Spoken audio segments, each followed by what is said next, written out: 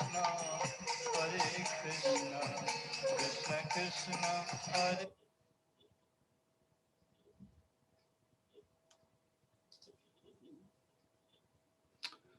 Krishna. Thank you for joining this morning.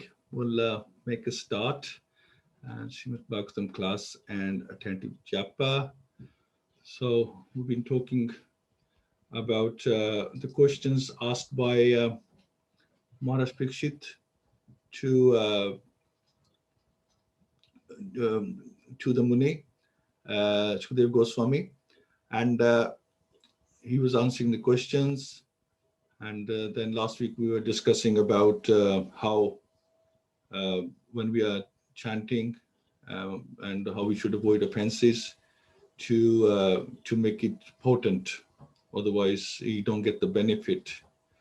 So today we are discussing the long and difficult journey of the yogi and the advantage of being a devotee of Lord Krishna. Because sometimes we can take for granted, or we think, oh, it's a very difficult process, it's a lifelong thing, and it affects our lifestyle and friendships, relationships, everything.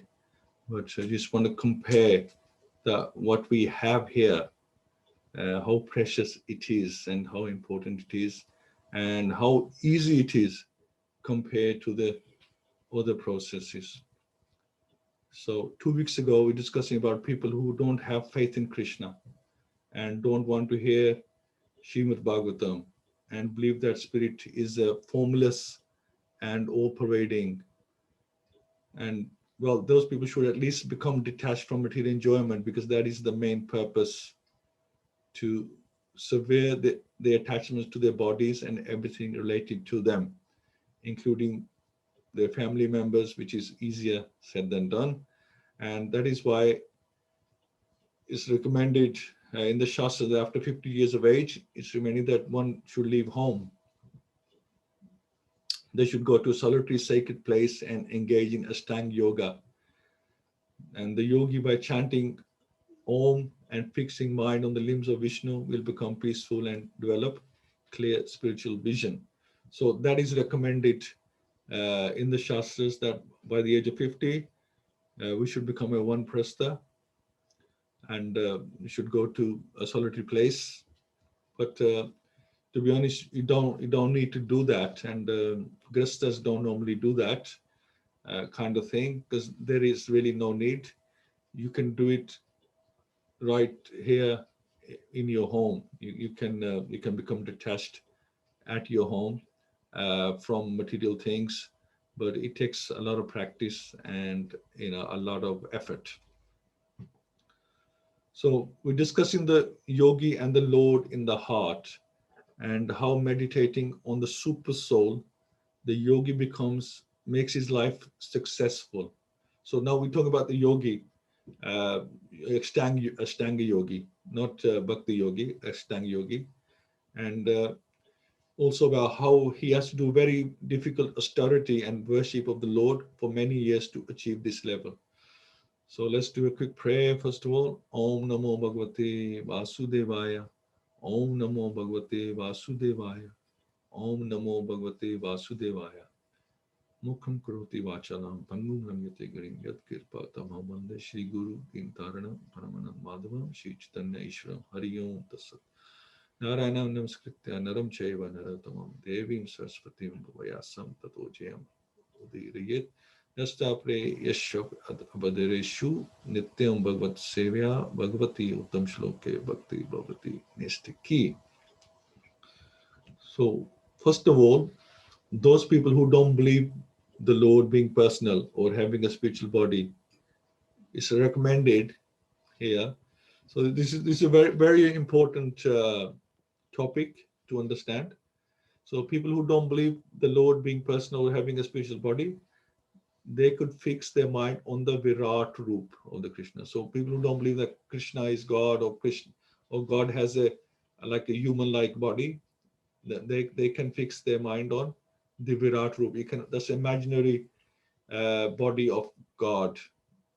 Okay, so this imaginary body of the Lord, and they can become purified just as the individual souls inhabit the immaterial bodies, the Lord inhabits the cosmos covered by 7 layers of elements. So this is his imaginary body covered by 7 layers of elements: earth, water, fire, air, ether, false ego, and Mahat Tattva.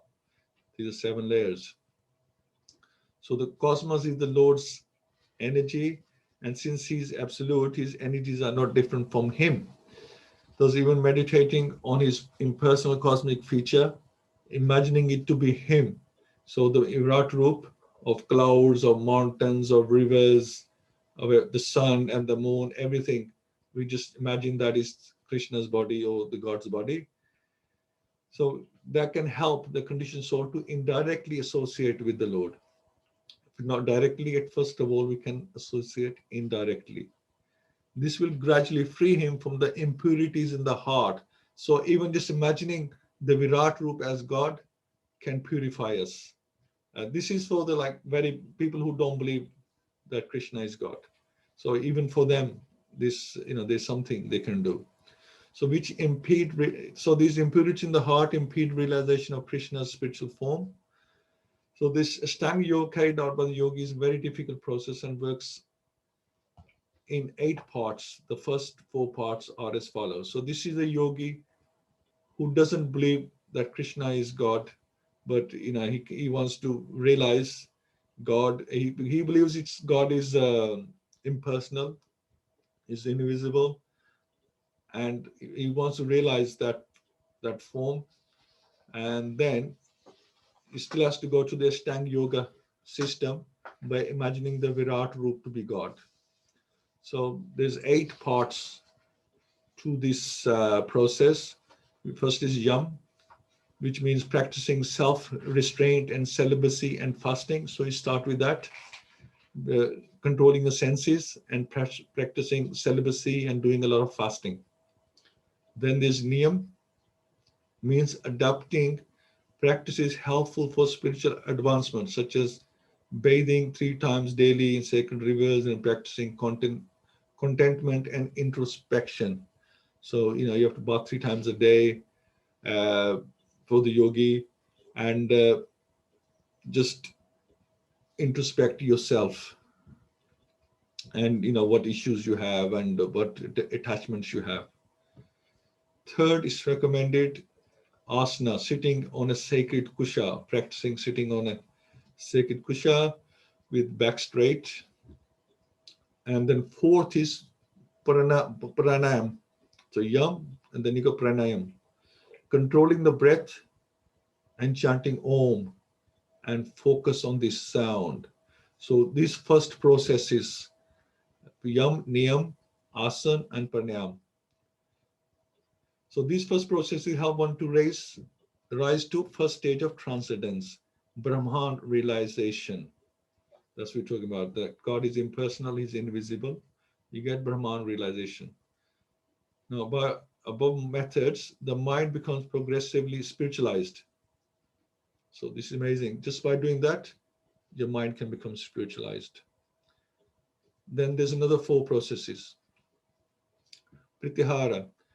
Now, it will be possible to practice pratihara, which is detachment from sense objects. So once you've mastered the first 4 processes, now you can practice detachment from sense objects. And then 6th is dharana. With the help of his intelligence, the yogi should systematically fix his mind on each of Vishnu's limbs or the Virat Roop. So if he believes in Vishnu, he can concentrate on Vishnu's limbs. If he doesn't, then he concentrate on the Virat Roop, imaginary body of God. And then there is Dhyan. When concentration on Vishnu or Virat Roop becomes uninterrupted, it is known as meditation. So then you can reach the meditation level, or Dhyan as it's called. And then finally we have Samadhi.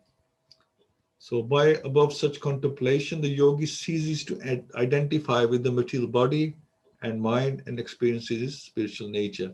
So these 8 processes, that they take a very long time to master. It's not a matter of a few weeks or a few months. They would take a very, very long time to master. So once you've done that, Then it's mentioned that those who meditate on Vishnu during the stage of Dharan very quickly progress to the transcendental platform and serve him in full devotion. So they become devotees of the Lord if they are concentrating on Vishnu's limbs. Those who meditate on the Virat Roop, who don't believe in the Vishnu, and they meditate on Virat Roop of God, first have to become purified, and then they get attraction to the super soul and concentrate him. So you still have to go through the process, but you just sort of one step behind. If you don't believe in the God as being personal, then you're one step behind. You practice with the Virat Roop that Krishna has a body, God has a body, and then you work your way up to Vishnu and then devotee. So, which means that Krishna helps even those who deny him in his personal form. So Virat Roop meditation develops to the point of super soul realization. Virat Roop meditation frees a yogi from the inclination for sexual activity. So he at least control his senses. But only problem is, if you're concentrating on the Virat Roop, the potential for sex desire reawakening will be still present. So although you manage to control your sex desire, but the desire will be still there. You're just controlling it. So spiritual neophytes who are still attracted to material enjoyments cannot concentrate upon Paramatma. They must first become purified by performing their prescribed duties, and after retiring, they should take to Virat Roop meditation. Only when attraction for the Lord awakens can they commence Paramatma meditation. So after perfecting Virat Roop meditation, once the heart is cleansed of material desires by this practice, the yogi can see the Paramatma spiritual form. So once you concentrate on the Paramatma, the Vishnu form, then the yogi actually can see the Paramatma in the heart, the spiritual form.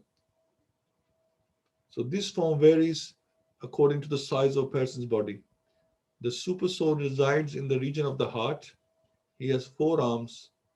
His garments are yellowish like the saffron, kadamba flower, and are inlaid with valuable gems, jeweled gold ornaments, adorn, and he wears a shining headdress and earrings.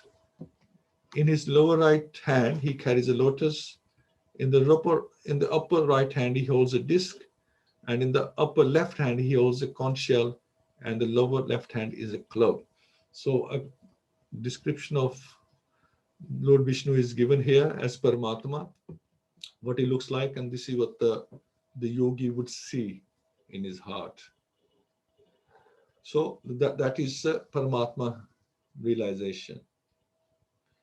So how does then Maharaj Parikshit inquired? So how this accomplished yogi, now he's becoming accomplished, he has seen Paramatma. Excuse me.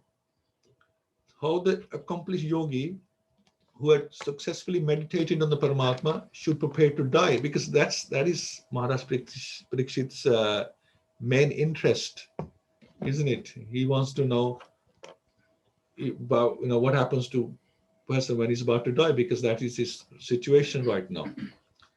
So Shukdev Goswami responds that when the yogi is ready to leave his body, he should not be concerned about the time or place. So if the yogi is realized, he doesn't need to worry about the time or place. He should stay where he is comfortable and keep his mind and senses under control by his continuously meditating on Vishnu. So that's what he needs to do, concentrate on Vishnu. The time of a yogi's departure is only important if he has traces of material desire in the heart. They're not important for one who has awakened an attraction for the Lord. Therefore, a Paramatma realized yogi does not need to worry about the time and place of death. Right. Then it's mentioned that to prepare for returning to the spiritual world, the yogi should fully concentrate on Vishnu. The yogi should merge his mind into the self, and then by means of pure intelligence, merge the self into the super soul.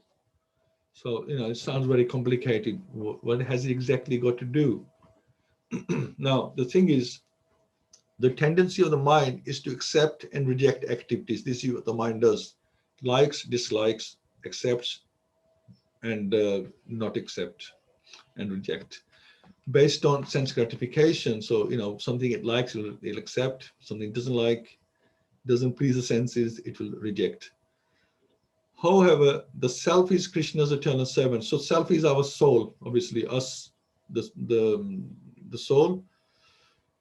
Thus merging the mind into self means, so what they mean by merging the mind into self means training the mind to accept and reject everything according to Lord's instructions.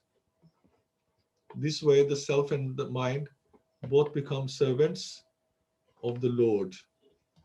So you can still accept and reject, but only things that are to do with Krishna consciousness, not our own sense gratification. Then to merge the self into the super soul. What does that mean? To merge the self into the super soul. That actually means to be immersed in Krishna's loving service. So when we are serving Lord Krishna, we're doing hearing and chanting and remembering Krishna and other services. We are merging a soul into the super soul. That's what it actually means. It's not a big yogic process we got to do. We just in Krishna consciousness, that's what it entails. Because the Lord and his service are on the absolute plane. To be immersed in Krishna's loving service is same as immersing ourselves into him. So that's the conclusion. So when leaving their bodies, the meditative yogi forces the life air out through the crown of the head. Now the yogi process takes place. So he forces the life air through the crown of the head, known as Brahmarandra. He then rises to the spiritual kingdom. Now, those who have only mastered Virat Roop meditation are still attracted by the wonders of the higher planets. Okay, so the yogi who had realized Paramatma can rise to the spiritual kingdom.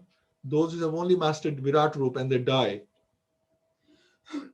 and they still have some attraction left of the higher planets, they go there and enjoy the 8 mystic powers on the higher planets. They acquire subtle bodies able to travel anywhere within or even outside the material universe. After experiencing the pleasures of the higher planets, they eventually go to the Lord's abode. So how does this work? The yogi travels by the Milky Way. Even the details are given here. So the yogi travels by the Milky Way to the planet Vishvanara, where he is purified by the fire god. From there, he would go to the Shushuma constellation, where Kshirodaksha Vishnu resides. In that constellation, the yogi first goes to Maharlok, where Bhrigu Muni resides. The yogi lives there for one of Brahma's days, which is 4.32 billion solar years. Mm-hmm. At the end of this day, when there is devastation of the universe, he travels with the other purified souls in special airplanes to Brahma's own planet, Satyalok. There he lives for over 15 trillion solar years. Amazing. Lifetime of Brahma is actually 311 trillion years. So he lives there for 15 trillion years at Brahma's planet. So he's a guest, but this guest stays there for a long time. There he lives for 15 trillion solar years. And after reaching Satyalok, the yogi can either remain there until at the end of Brahma's life. So, he can remain there for the 311 trillion years or whenever he's got there and how much life Brahma's got left. And then return to the spiritual world with him on return to the spiritual world before that, or return to the spiritual world before that time. So either he can remain there for 15 trillion years and then return. Then he can go to the spiritual world, or he can wait for Lord Brahma. And when everything is finished, then everything is dissolved, he can go with Lord Brahma to the spiritual world. Now, if he chooses to return before, so if he chooses to return after 15 trillion years, then he must pass through 7 coverings of the universe, which we talked about earlier. He must pass through these 7 coverings because the universe hasn't dissolved, it's still there. So he has to travel through these 7 layers. As he travels through each layer, he assumes a body made of that element, so as to fully experience the sense objects associated with it. So, for example, passing through the earth layer, he smells all aromas. So he becomes like earth and he smells all aromas. As he travels through the watery layer, he experiences all different tastes. As he goes through the fire layer, he sees every kind of form. Passing through the air layer, he feels every touch sensation. So he becomes part of that particular element. As he goes through the ethereal layer, he hears all kinds of sounds. In this way, he becomes satiated with every experience available in the material universe. The yogi then reaches the layer of the false ego. Now, in the false ego, there are three different strands: mode of ignorance, passion, and goodness. So, as he passes through false ego in ignorance, he gives up all lingering attachments for the sense objects. So, even then, even at this stage, he's still giving up attachments for the sense objects. When he passes through false ego in the mode of goodness,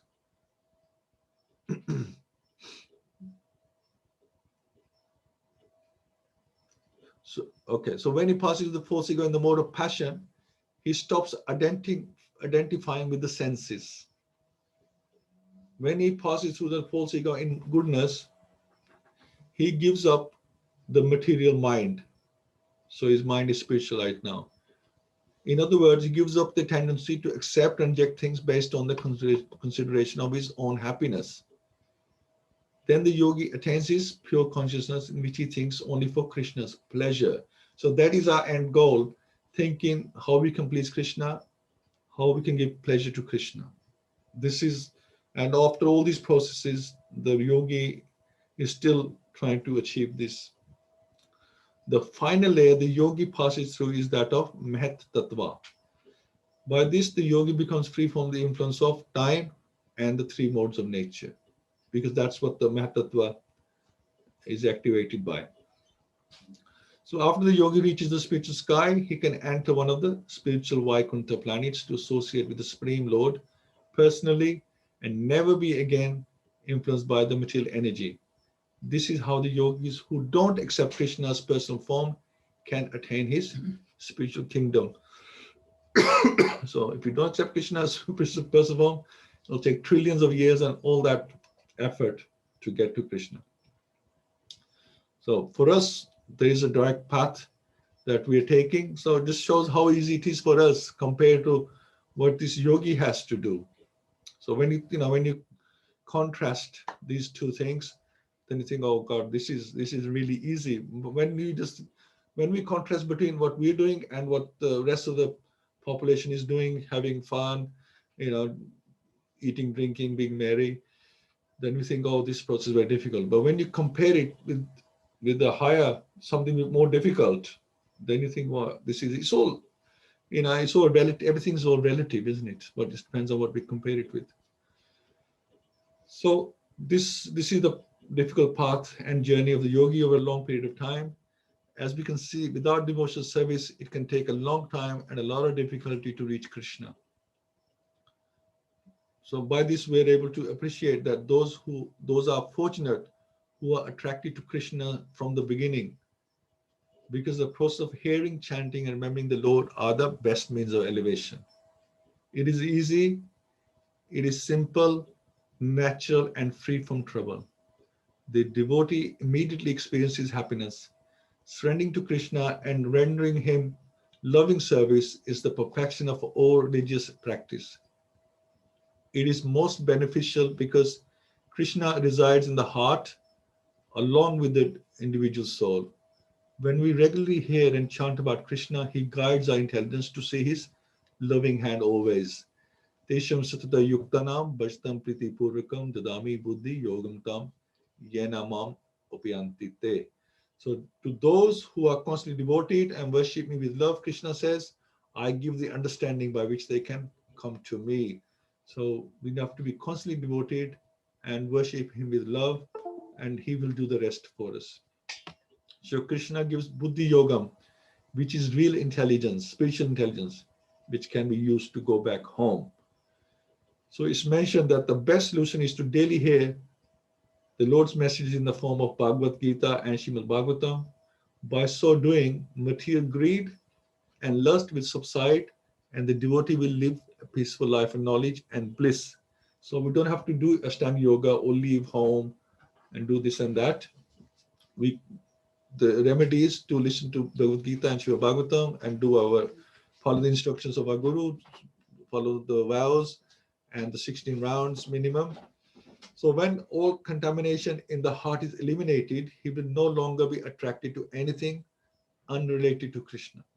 Such a purified devotee will certainly enter Krishna's abode, Goloka, to engage in his eternal loving service. For one who takes to this process of hearing about glorifying and remembering the Lord, there is no necessity to perform the difficult process of Ashtanga Yoga or leave home at the age of 50. We can easily purify our existence by simply offering devotional service to Lord Krishna.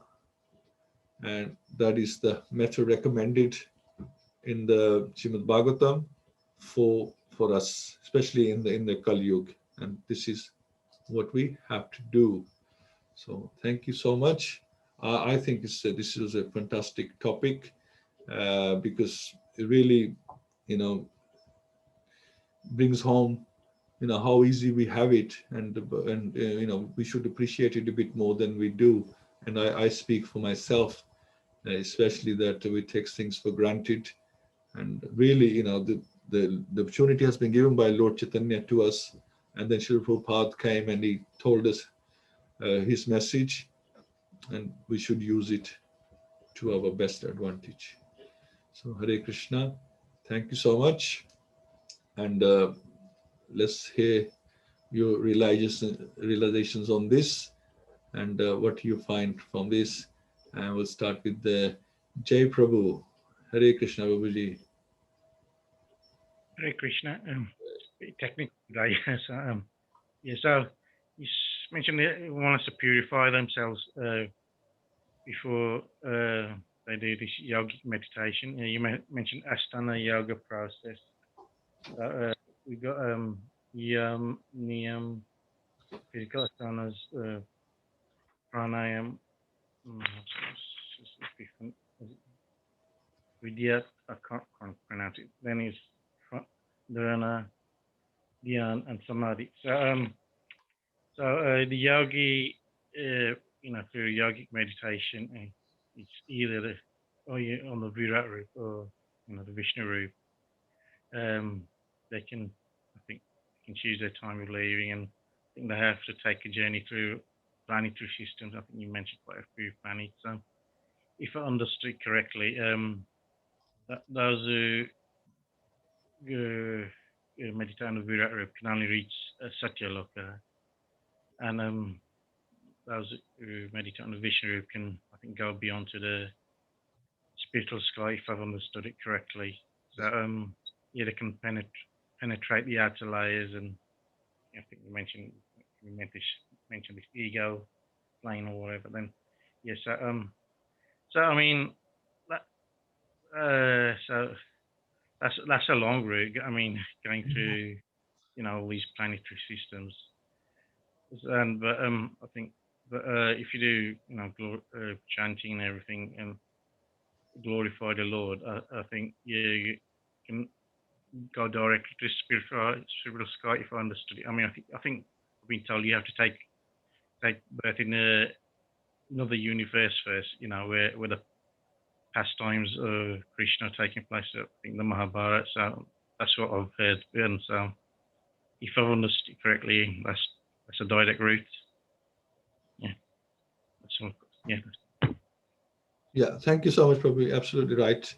Yeah, so that's what's mentioned here. So there's a long route and there's a shortcut which we are taking especially, and we can purify ourselves through the process that we are given. Jai. Rukmini Mataji? Hare Krishna. Hare Krishna, Prabhuji. Hare Krishna, Mataji. Very, very, very interesting class today. I just feel like go on listening, nothing else. Amazing information there, which we sometimes miss. I think I've read Bhagavatam and I think I missed all this when I read it. Yeah, it's amazing. Yeah. So it's better to attend the class every day before we get lost from other track. So this just hammer our brain. Keep with Krishna. Stay with Krishna. Stay with Krishna. That makes our soul pure. Because in this Kali Yuga, everything what you say is it's very difficult to do. We can't even do pranayam. We can't do, only we can chant. Chant is the best medicine for our pure, to make our soul pure. Yes. Because that was before so many years, and the sages and all rishis used to do the pranayam. They just tapascharya, they could do it. Yeah. But being in this material life, it is very difficult to do it. But this is the best way to chant Hare Krishna whenever we get time. So at least it will help us. Absolutely. So the stories we like to hear, this pranam, and so many years rishis are sitting in so many years they are sitting in one position. We can't even imagine how can it be done. So we are fine with Srila Prabhupada, and we are just chanting attentively. That is the best thing to do in this Kali Yuga. Absolutely. All the stories are good for hearing. We even surprised how they are doing this. But this is for this Kali Yuga is a Naam Adhar, Krishna Naam Adhar only. So that is the easiest thing Prabhupada has given us. Jai Srila Prabhupada. Jai. Yeah, it makes us appreciate. It's like when somebody has a health issue and they think, oh, I'm suffering so much. But when they see somebody with a bigger problem, it's like the man who had no shoes, and then he sees somebody, who's got no feet. Then you realize my problem is only small. This other person's got a lot bigger problem. So it's all comparative or relative. So we think Krishna consciousness is difficult. We should think again and look at the process the other people had to go through in the previous yugas. And like you say, they were meditating. They had like lives like 100,000 years, and they were meditating most of their life and trying to achieve perfection. And we've got it so easy, but we have it easy, but we have to do it right, in the right way, without offenses, with focus, with concentration, with military discipline, as Srila Prabhupada says, that we have to take it seriously, not whimsically. We have to be serious about the whole thing, and that's all that's required for us.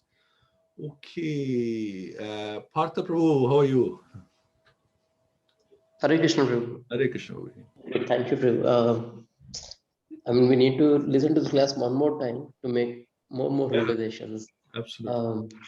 But I understand, like if you follow this path of yogi, as a bhakti, then you can avoid at least being a guest for one day of Brahma, which is like guest. But you said like guest for a long time. Yeah, you can stay there. You can stay there. You can stay there until Brahma leaves the universe. Yeah. So Brahma dies.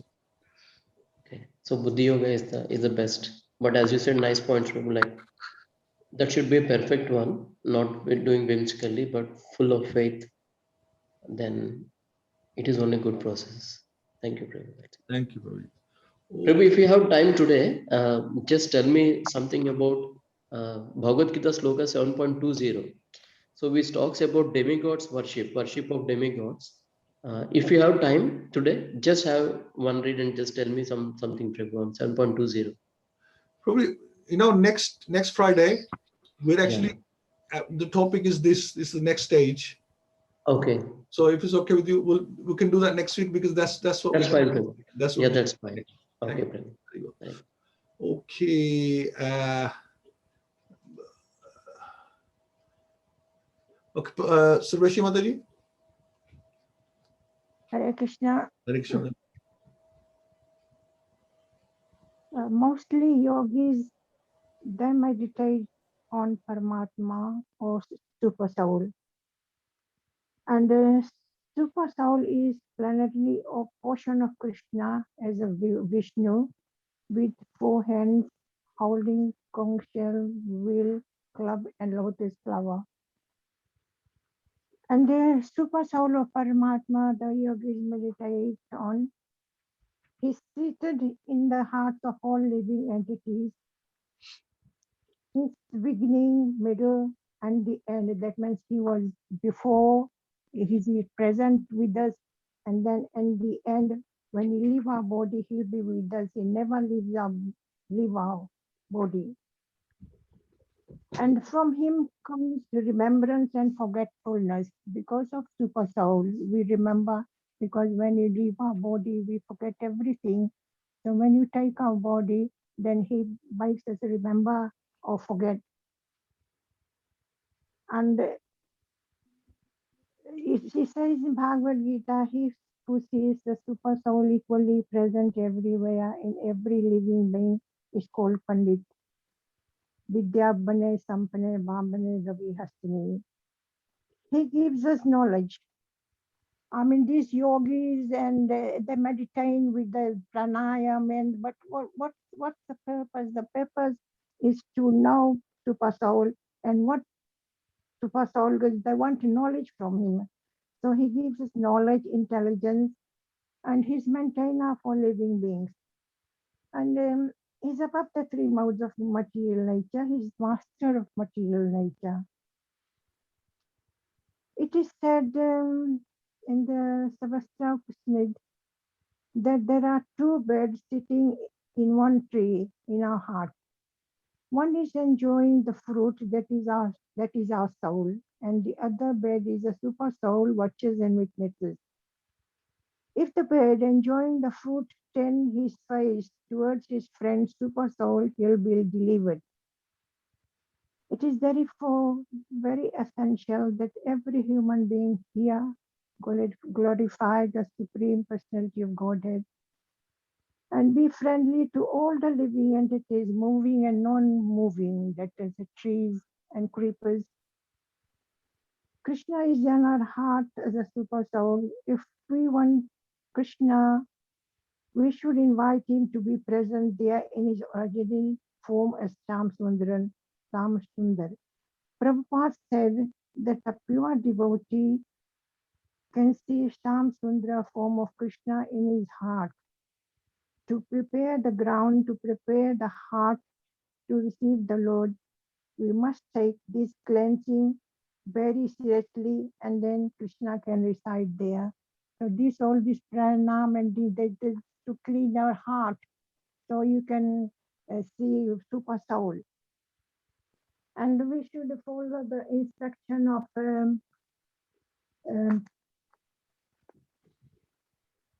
Chaitanya Mahaprabhu. He says,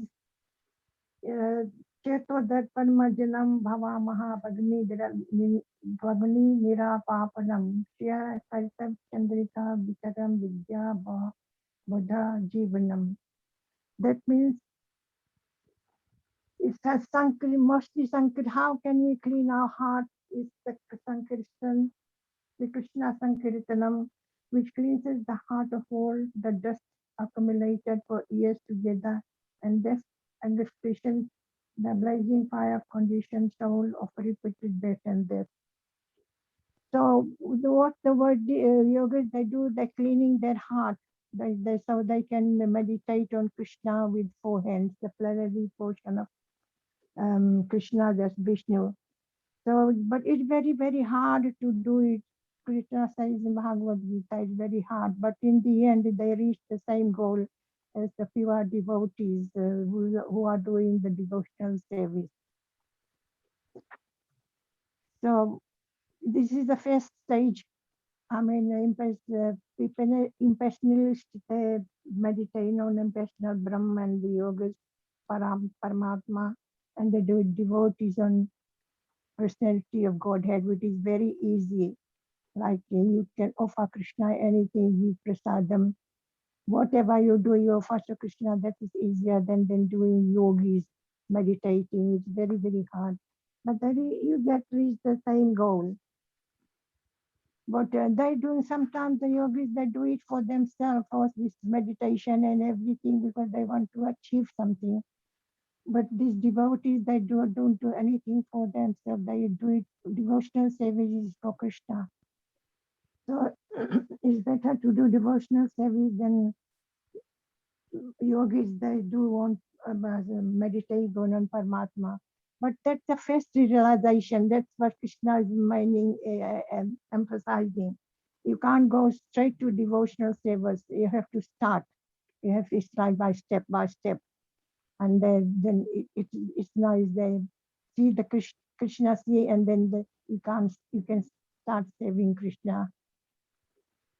And he's seated in everybody's heart and telling people what do. We don't do anything without the instruction of Krishna. So Krishna is advising us, and so that's the function of a super soul. That's what I can say. Thank you. Thank you. Thank you so much, Mataji. Thank you for explaining so wonderfully. Thank you. Prem Prakash Prabhu.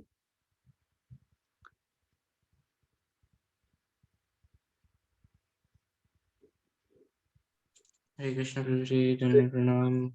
After you. Hi, where are you? Which universe you on, Prabhu, at the moment? I don't know. I'm just trying to go with the flow. You're in Krishna Lord. Hare Krishna, Dhanne Pranam Prabhuji. Yeah, I was just wondering that, I mean, obviously everyone has actually mentioned this, but after everything, after all the realization, at end we reach to Krishna. And then Prabhupada says that Krishna is non-different from his holy name. So Mahamantra is non-different from holy name. So there was an ad of a soda ad, or I mean in India cold drink ad of some cold drink, I don't remember at the moment. And then they said that what you will do after this, if you do this, if you study and all this, and at the end what you will do. So they say that I'll sit back and relax cold drink. And then they ask that what are you doing now? What are you doing now? So you are relaxing with the cold drink. So that's how it goes, that we start with Mahamantra as a process. And then at the end, we need to reach to Mahamantra. So that's what it is there, that these sadhya, and I mean sadhana and sadhya, the process which what we are following and the destination what we have is the same, Mahamantra. So there's a long process that we have just read. It's not even difficult to achieve, but it's difficult to understand. But the simple process, by the mercy of Srila Prabhupada and Guru Maharaj, what we have got is Mahamantra. You have to just keep doing it. We might face a bit of difficulty and laziness and all those things, but that's absolutely fine, because the process of chanting Mahamantra is the same when we achieve the mercy of Mahamantra and associate with Mahamantra. So more we chant, more we associate with Krishna. That is the process. The more we need to, obviously we need to understand the scriptures and read scriptures. That's what we keep. But that's still kind of like prepare ourselves external. I mean, when a tortoise pulls itself down under its shell, basically, so it goes external to internal. So that particular reading and everything helps us to actually realize the Gyan Chakshu, that's the eyes of knowledge. We have material eyes, basically. We can't see what is being, how the things are going on. We are very minute, very, very minute on Earth, and the millions and billions of universes to understand. They are just part of Mahavishnu, basically. I mean, not part of Mahavishnu. They enter into one core of Mahavishnu. So we are nothing, but compare with this Gyan Chakshu, as we read the scriptures, try to understand this, we get the knowledge. and that comes to Gyan Chakshu. And we can't see materially with our eyes that, okay, Paramatma is there. I mean, obviously I can't see, maybe some of the yogis will be able to see. But if we are not able to see, but we still get the Gyan Chakshu to realize that Paramatma inside the heart. It's just like being in a dark room and someone sitting next to you. You don't realize that they are sitting next to you. But if you know that they, by some means, by some scriptures or by some knowledge, that they're sitting next to you, you will be able to realize, have faith, have trust that somebody is there with you. Similarly, even if we are not able to see by our eyes what's going around, how obviously yogis are following process and at every stage realizing the things. But if we just have a faith in scriptures, we will be still able to realize the same realizations. If we chant our holy name, we'll be having same realization as the yogis are having. I mean, through Gyan Chakshu, that is through the knowledge, basically, so the sight of knowledge, what we are getting from our acharyas as a and scriptures, basically, that is somewhat is important. But after everything, when this process helps us to pull us inside, so the only things that we need to understand is that everything is helping us so that we can chant better, we can associate with Krishna, and we can ultimately, that's what is going to help. We can develop love for Krishna. And that's what Mahamantra is. If we are sincere, then the love will manifest in our heart. We will definitely feel it. I mean, it's not that it's external, it's really, really internal. And that's what we are aiming for.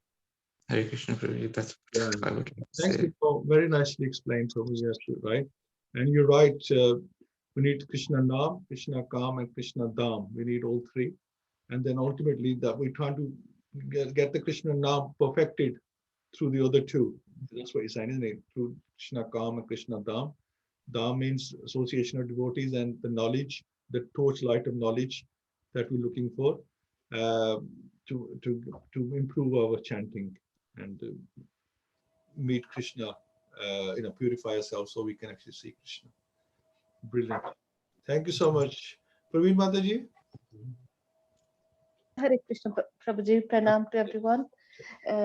Yeah, we are very fortunate, we've been given this easy process by Lord Chaitanya Mahaprabhu. And from your previous class, we know that we still have to be careful. Nama Prad, Vaishnava Prad, and the shloka I read in Bhakti Rasamrita Sindhu, Anya Bhilashita Shunyam, Gyan Karmadya Navritam, Anukulen Krishna Anushilanam Bhakti Uttama. So we have to give up all the material desires, although we might be chanting very nicely, but if we are still desiring for even little sense gratification, so we will not get to where we need to get to. So we are very fortunate that by reading Bhagavad-Gita and Bhagavatam every day, we can purify our existence. But saying that, then we don't have to just read it, we have to live it.